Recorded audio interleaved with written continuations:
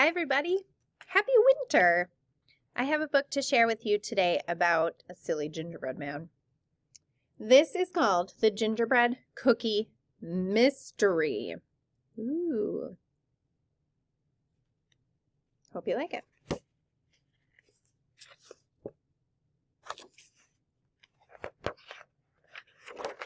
It was December.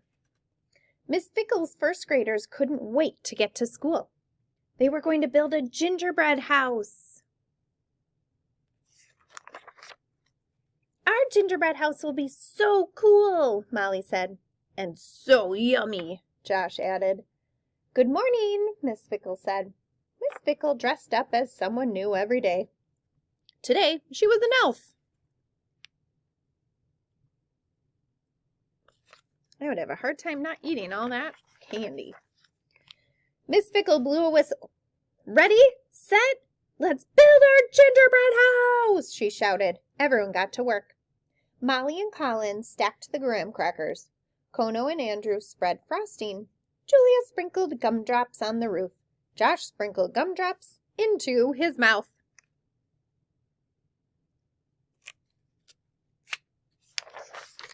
The students looked at their gingerbread house. Is something missing? Kono said. But what? Andrew asked. Try this, Miss Fickle said. She held up a snowflake cookie. Miss Fickle put it on the front door. How cute.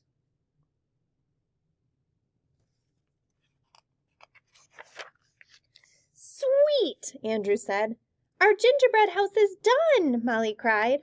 Time for recess, said Josh. When the class came back inside, they were in for a surprise. Oh no, Julia cried. The snowflake cookie is gone. Oh, goodness. Josh, you love cookies. Did you eat the cookie? Kono asked. No, said Josh. Josh looked at Molly. Maybe Molly took the cookie for a science project. I bet she wanted to dunk it in milk and watch it turn to mush.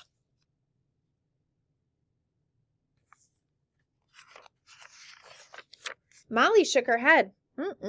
Mushy cookies are gross, she said. Maybe Colin took the cookie. Colin forgot his hockey puck, Molly said. A snowflake cookie could make a really good hockey puck. Oh, they're all blaming each other. Colin shook his head. I never play with my food. He looked at Andrew.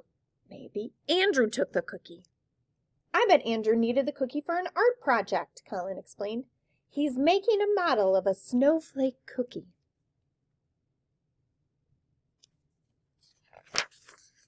Andrew shook his head. Cookies make crummy models. He looked at Kono. Maybe Kono took the cookie. Kono is a snowflake in the school play, Andrew said. She has the snowflake costume. I bet she needs snowflake earrings, too. Does that sound right? Kono shook her head. I already have snowflake earrings.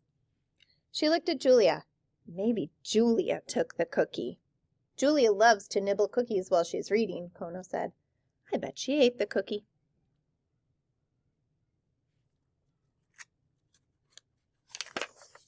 Julia shook her head. I can't nibble a cookie without my two front teeth. She looked at Josh. Maybe Josh really did take the cookie. I bet Josh needs crumbs for his ant farm, Julia said. A snowflake cookie is really crumbly.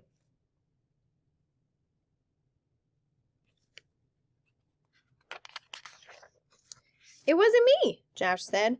I didn't take that cookie, and neither did my aunts.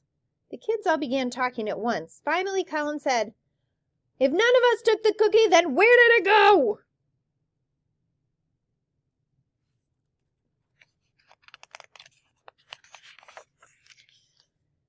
I know where it went, a voice said.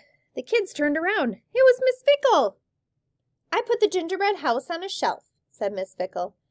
A bell from my hat knocked the cookie off. Did it fall on the floor? Colin asked. Did it roll out the door?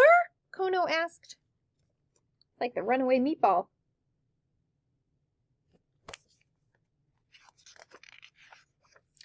no, Miss Fickle said. The cookie fell into the mouse cage. The kids all looked in the cage. Nibbles the mouse had crumbs on his whiskers. The mystery is solved, said Julia. Their class pet ate the cookie.